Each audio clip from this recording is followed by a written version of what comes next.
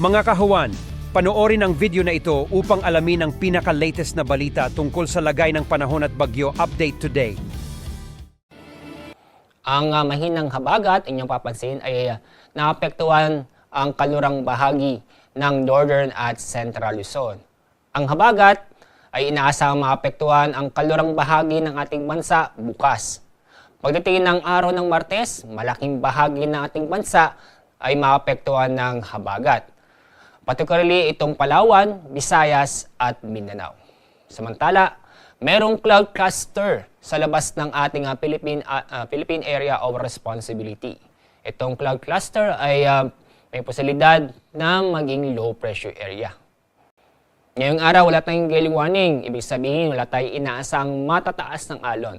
Pero paalala sa mga kababayan po natin na may planong pumalaot sa ating mga karagatan, huwag kalimutang mag-ingat dahil sa mga nabubuong thunderstorm, lalo-lalo na sa hapon o sa gabi.